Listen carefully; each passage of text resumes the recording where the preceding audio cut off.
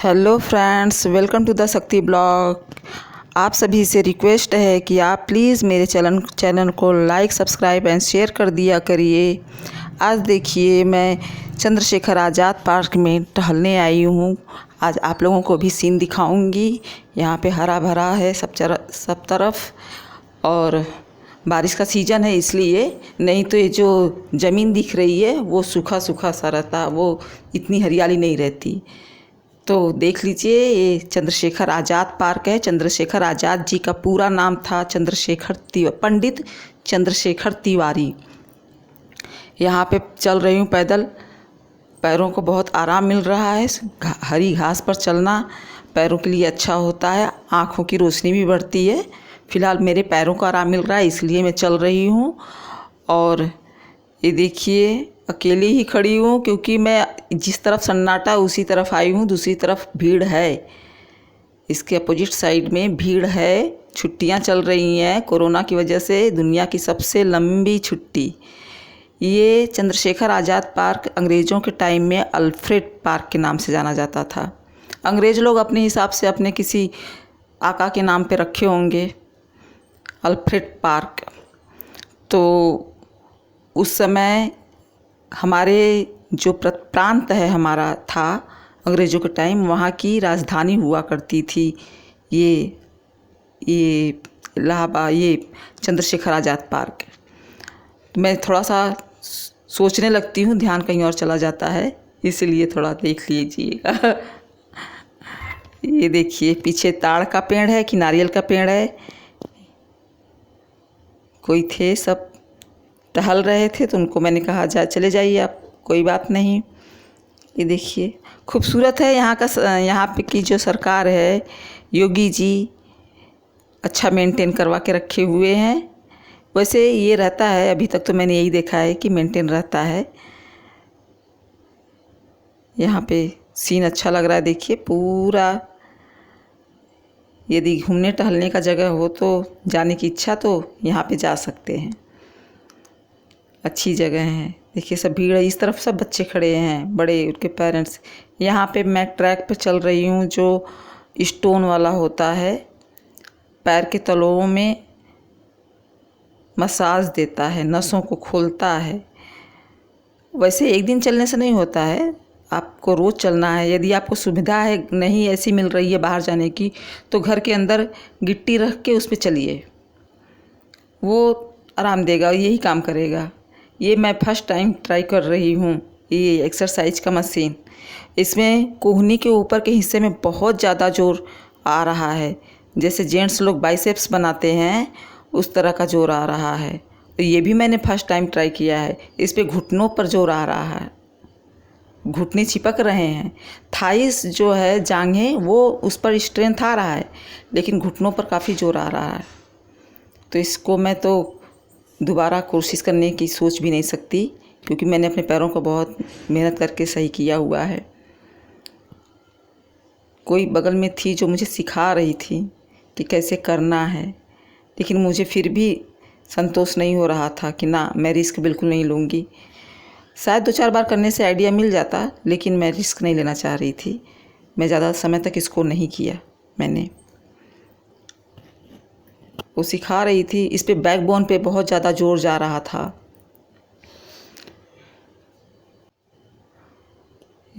ये जो एक्सरसाइज है वो मैं हमेशा जब जाती हूँ तब करती हूँ। ये देखिए, ये चंद्रशेखर आज़ाद जी की मूर्ति है, और इनके पीछे देखिए किस चीज़ का पेड़ है, आप लोग बताइएगा, आप लोगों को मालूम होगा तो। ये दाहिने हाथ में पीछे लिए हुए हैं इन्होंने अपना पिस्तौल। ये बनाया हुआ पिस्तौल है, ये कोई ओरिजिनल पिस्तौल नहीं है।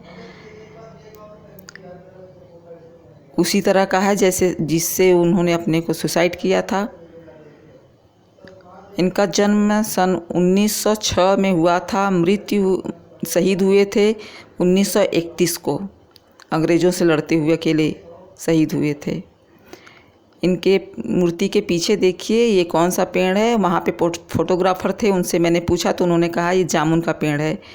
और 10-15 वहाँ पे यूथ बैठे थे, नौजवान बैठे थे, जिनको कुछ नहीं मालूम था कि ये किस चीज़ का पेड़ है, लेकिन बैठ के मोबाइल ज़रूर देख रहे थे। 4-5 बुजुर्ग भी थे, उनसे भी मैंने पूछा किस चीज़ का पेड़ है, उनको नहीं मालूम कि ये किस चीज़ का पेड़ है। मुझे भी नहीं मालूम, लेकिन मैं पूछना चाह रही थी, लेकिन वो लोग नहीं बता पाए।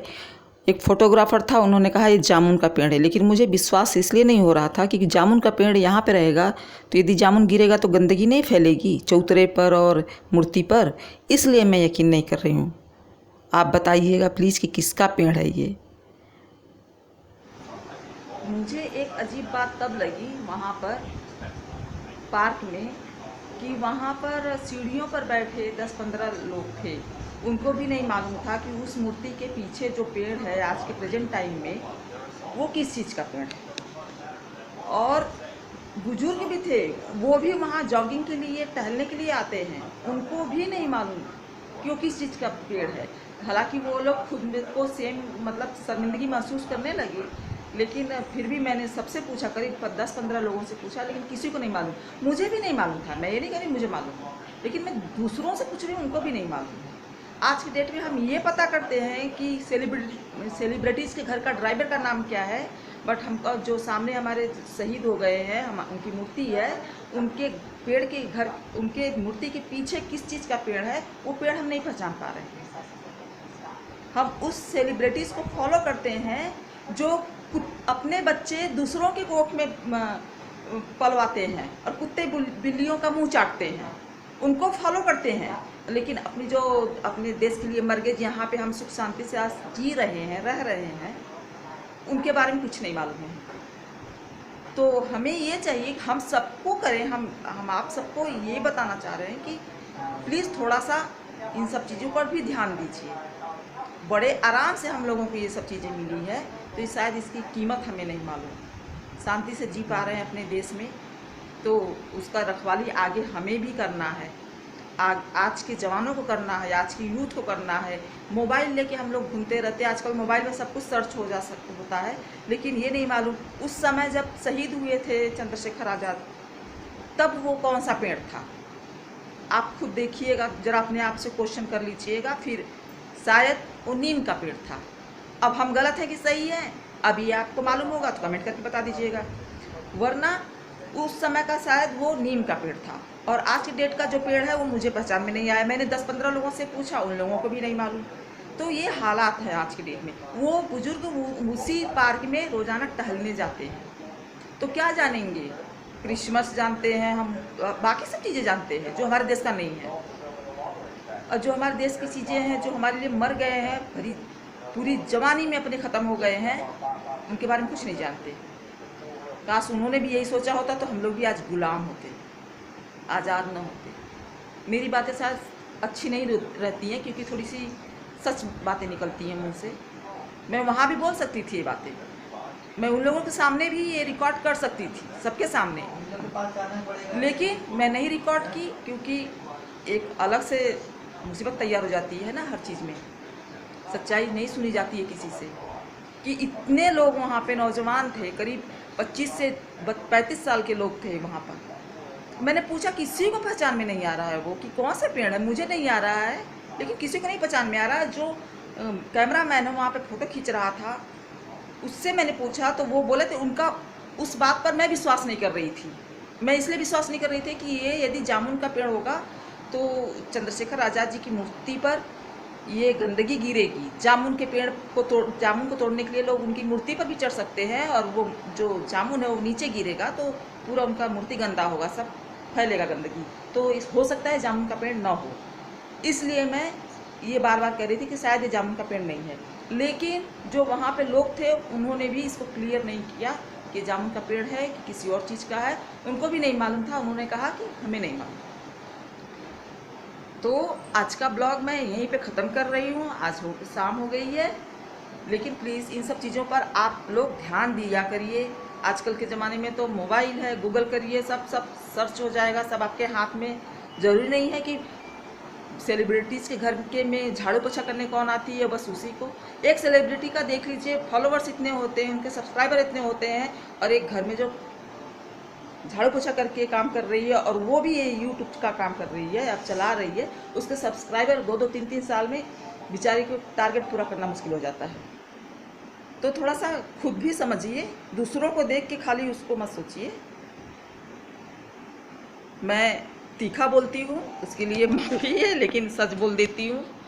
आप लोग भी थोड़ा सा सोचिए, अच्छा रहेगा आपके लिए भी, देश के लिए भी। अच्छी नॉलेज, अच्छी चीज़ों का ज्ञान लीजिए, और मुझे भी बताइए कि मैं कहाँ गलत हूँ, कहाँ सही हूँ। तो मिलते हैं आप लोगों से नेक्स्ट ब्लॉग में, तब तक के लिए बाय।